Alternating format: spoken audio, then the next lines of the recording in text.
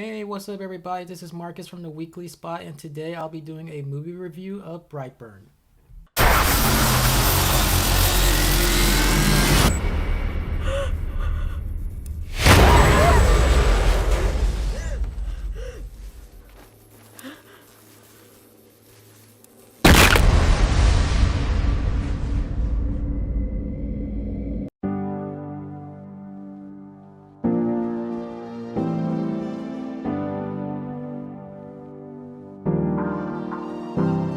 When a spaceship crash landed on Earth, a couple, Tori and Kyle Breyer, checked out the crash site to find the spacecraft with a baby boy inside who they decide to adopt. Years later, the boy Brandon, who is now 12, eventually realizes he has powers, but upon that discovery, he starts to use his powers with dark intentions, becoming something far more sinister.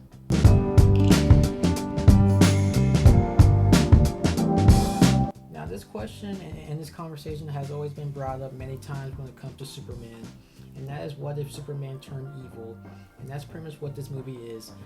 When I found out about this movie, it was really random. Like, I never heard of this. I never heard of this movie, and again, I randomly found this on YouTube. I found the trailer on YouTube. And when I watched it, I was interested in seeing it, especially knowing that James Gunn was involved in this movie as the producer. Now the director David Yarovesky, I wasn't familiar with, and I'm still haven't seen any of his projects, but I am familiar with James Gunn's work. So with that and the concept of this being a superhero slash horror film about an anti-Superman, I was pretty much on board. Now, I love superheroes, but horror though, I don't really know how to explain this, but it's not that I hate horror, it's just not my go-to type of genre. It's not the first thing I go to when I want to watch something. I mean, I don't like getting scared, but there are some horror movies that I surprisingly like, mainly because of the concept and the characters, like Pennywise or Freddy Krueger, Chucky, Jason, Michael Myers, etc. I thought they were interesting. But yeah, I was excited to see this, and after watching this, I have to say that this movie, I thought this movie was okay. Brandon Breyer, played by Jackson A. Dunn, I thought did a good job playing this role. The kid did a good job giving off a creepy presence. He definitely pulls off that look and acts the part of like this boy who in the beginning was awkward, but as the film goes on, this character changes and it becomes more twisted and sinister. His performance in this gives me like Damien vibes from The Omen, because I mean, really, this whole movie, if I had to describe it, is like Superman meets The Omen. Tori Breyer, played by Elizabeth Banks, I thought was good. While her character was sympathetic, I couldn't help but get annoyed with her character because of how oblivious she was to Brandon and his behavior. Now, it's not to say that I don't get it. I can understand the denial, because as you learn, she and Kyle were trying to have a kid, but they haven't had any luck. Now that they finally have a child, it's like, it's like her dreams are her dreams of becoming a mother that came true, and to think that she might have to make this ultimate decision or something like that to stop Brandon from going on a rampage. I mean, that just sounds like a nightmare for any parent. And again, Elizabeth Banks does a good job playing this role, and playing this nurturing, caring mother trying to get through to her son and protect him. It started off sweet and sympathetic, but if I gotta be honest, I don't know. It just feels like it got to the point where it was getting ridiculous. But that's just me. Now, my favorite character in this probably has to be Kyle Breyer, played by David Denman. His character, he was the more rational one between him and Tori on how to deal with Brandon's powers and in his sudden aggression. He was also like the voice of reason, which Tori, on the other hand, was again too blind to see what was going on with the kid.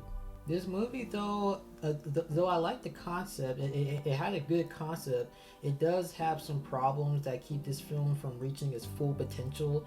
The biggest problem that I have with this is that it's pretty much like what if Superman turned bad, which again, an anti-Superman is a good concept. I like the premise, but the film doesn't really do much with that concept. This film, I feel like, is lacking in certain areas, like the storytelling, the narration of like Brandon's depiction of turning into the dark side and going into this psychological understanding of Brandon's character. There is a reason for his sudden turn to evil, but unless I'm missing something, the movie doesn't really go that deep into his reasoning or his sudden transformation. Now, there are some things about this movie that I do like besides the acting. I thought the overall look of the film was nice. I like the suspense. The special effects look pretty good, especially for a low-budget film, and I like how they showcase Brandon's powers. Now, to talk about the horror side of this, since this is a superhero / horror film, you of course have your jump scares, which some of them were effective, but I mean overall it's pretty much what you would expect from a typical horror movie. Now to me personally, I wasn't scared at all, but I did feel the suspense. Like, I was getting worried for the characters, especially Tori and Kyle, and I will say that it kept me intrigued. I was wondering how they were going to end this, and I actually liked the ending. I mean, it didn't get any of my questions answered, but what I got instead was Brandon going on a rampage, and I'm not gonna lie, it was pretty awesome to see.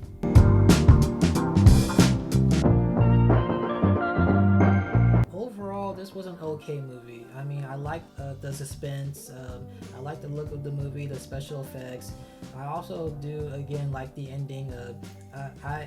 I would fairly recommend this. I mean, if you just want some gore, violence, and some intense kills, then this movie has it. But if you want a fleshed out story, you might be disappointed. At least to me, I was, because this felt like it had so much potential, but it went nowhere with it. But for what it was, if they came out with a sequel, because there is a post-credit scene, like it teases something that I honestly think it would be pretty cool. So if they ever come out with a sequel or some kind of continuation, I'll give it a chance and check it out. So overall, I give BrightBurn a 3 out of 5.